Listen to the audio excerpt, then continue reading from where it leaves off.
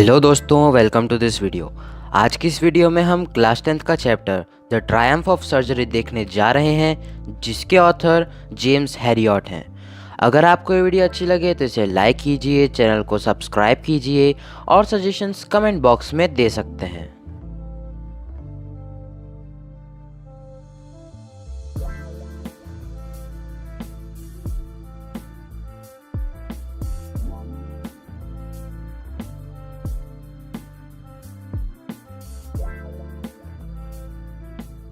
मुझे इस बार ट्रिकी के लिए बहुत डर लग रहा था। मैंने अपनी कार को रोका जब मैंने उसको अपनी मालकिन के साथ रोड पर टहलते हुए देखा और मैं उसको देखकर बहुत शॉक हो गया। वो फूले हुए सॉसेज की तरह बहुत मोटा हो गया था। उसकी जीभ मुंह से बाहर लटक रही थी। क्या तुमने उसे मीठी चीजें देना बंद किया जैसा कि मैंने तुम्हें बोला था? हाँ, मैंने थोड़े टाइम के लिए किया था, पर वो मुझे बहुत वीक दिखने लग गया था। उसको क्रीम और अरे तुम तो बड़े हैवी ड्राइवर हो भाई।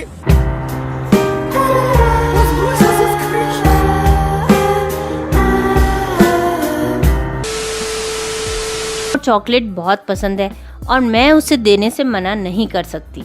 मुझे लगा कि ट्रिकी माल न्यूट्रिशन से जूझ रहा है, तो मैं उसे कॉड लिवर ऑयल और रात को सोते समय एक बाउल हॉर्लिक्स एक्स्ट्रा में खिला रही हूँ। ट्रिकी को कभी भी खाने को मना नहीं करना आता था। वो बहुत लालची था। क्या आप उसे एक्सरसाइज दे रही हैं? हाँ, वो कभी कभी थोड़ा घूमता है, जैसा कि आप अभी देख सकते हैं। नहीं, मैं आपको सच में कह रहा हूँ। अगर आपने उसका खाना अभी से बंद नहीं किया और अगर आपने ट्रिकी को एक्सरसाइज देना शुरू नहीं किया तो वह बहुत बीमार हो सकता है। आपको अपने हाथ को कड़क करना पड़ेगा और उसको बहुत स्ट्रिक्ट डाइट देनी होगी। ठीक है मिस्टर हैरियट, आज मैं करूंगी, पर ये बहुत डिफिकल्ट है। मिसेस फम्फ्री का मुंह बिगड़ गया। वो वहां से चली गई। मैं उनका ट्रिकी के लिए रोज बढ़ता हुआ प्यार देख रहा था। वो और मोटा होता जा रहा था।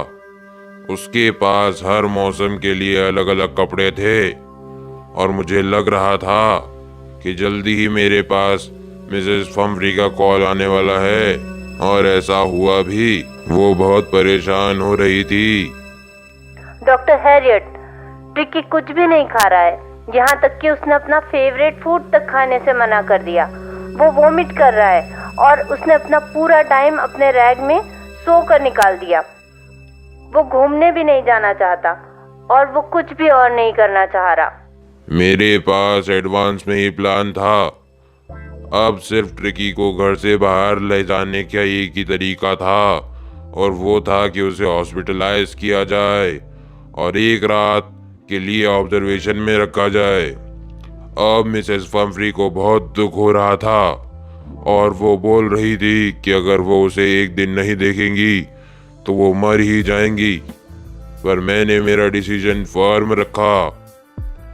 अभी तो ट्रिकी बीमार था, लेकिन अगर मैं उसे नहीं ले जाता तो वो बहुत बीमार हो जाता और आखिर में मर जाता।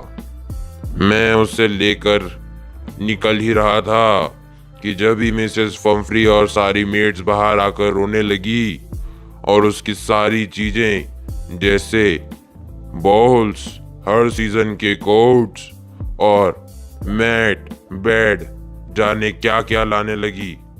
मैंने जैसे ही देखा तो मैंने जल्दी से कार चालू की और निकल ही रहा था कि मिसेस फम्फ्री ने पीछे की खिड़की से धीरे से सारे कपड़े अंदर डाल दिए।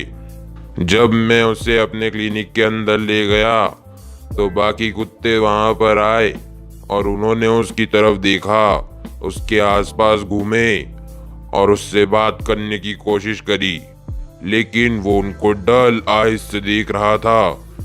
तो उन्होंने उसे एक बोरिंग चीज समझकर वहीं पर छोड़ दिया। उसके बाद मैंने उसके सोने के लिए एक जगह बनाई जहां पर मेरे बाकी कुत्ते सोते थे। 2 दिन तक मैंने उसको खाने के लिए कुछ नहीं दिया, सिर्फ पानी दिया। उसके बाद वो थोड़ा ठीक लगने लगा था और अपने आसपास की चीजों में इंटरेस्ट लेने लगा था। उसके बाद वो अगले दिन मुझे बाकी कुत्तों के साथ गार्डन में खेलता हुआ मिला। उसके बाद वहां पर जो दूसरे डॉग्स के बॉल पड़े थे उसमें वो देख रहा था और चाट रहा था। अगले दिन उसके लिए भी वहां पर एक बाउल रख दिया गया। वह उसकी तरफ बड़ी जल्दी गया। उसके बाद तो उसकी रिकवरी बहुत रैपिड हुई। उसको कोई भी सर्जरी नहीं की गई, पर फिर भी वो ठीक हो गया और बाकी कुत्तों के साथ खेलने लगा। अब वो कुत्तों की गैंग का एक मेंबर बन गया था। उसने ऐसी लाइफ कभी नहीं देखी थी। मिसेस फम्फ्री उसकी बहुत चिंता करती, मुझे रोज फोन करके पूछती कि वह अपने सही वेदर वाला कोट पहन रहा है कि नहीं और सही से खा रहा है कि नहीं। मैं उन्हें सिर्फ इतना ही बोल पाता कि वो डेंजर से बाहर है। और मिसेस फम्फ्री ने मॉर्निंग में अपने साथ राउंड फ्रेश अंडे लाना शुरू कर दिए, वो भी पूरे 2 दर्जन। ट्रिकी की हेल्थ अच्छी हो जा रही थी। उस पीरियड के लिए मैं और मेरा पार्टनर ब्रेकफास्ट में रोज अंडे खाया करते। और जब उन्होंने रोज वाइन की बोतल पहुंचाना शुरू कर दी ताकि ट्रिकी का ब्लड नरिश हो सके, तो लंच एक सेरेमोनियल लोकेशन बन गया और हम रोज 1-2 गिलास वाइन पीकर खाना खाते। पार्टी हो रही है। मैं तो ट्रिकी को परमानेंट गेस्ट बनाने की सोच रहा था, क्योंकि उसकी वजह से रोज अंडे और वाइन आ रहे थे और मुझे रोज ब्रेकफास्ट में खाने को मिल रहे थे। लेकिन जैसे ही मैं कॉल कर दूंगा ये सब आना बंद हो जाएंगे। फिर मैंने दिल पर पत्थर रखकर फोन करा और मिसेस फम्फ्री को बोला कि अब आपका डॉग बिल्कुल परफेक्ट हो चुका है। 1-2 मिनट में एक ब्लैक कलर की 30 फीट लंबी कार मेरे ऑफिस के बाहर आकर खड़ी हो गई। मिस्टर हैरियट, क्या आप सच बोल रहे हैं? क्या ट्रिकी बिल्कुल हेल्दी हो चुका है? आपको कार से उतरने की कोई जरूरत नहीं, मैं उसे जाकर लाता हूँ। ओह मिस्टर हैरियट, मैं आपका थैंक्स कैसे करूं? ये तो ट्रायम्फ ऑफ सर्जरी है। दोस्तों, इस स्टोरी के थ्रू जेम्स हैरियट बताना चाह रहे हैं कि अगर कुछ भी ज़रूरत से ज़्यादा दिया जाए तो वो हार्मफुल ही होता है।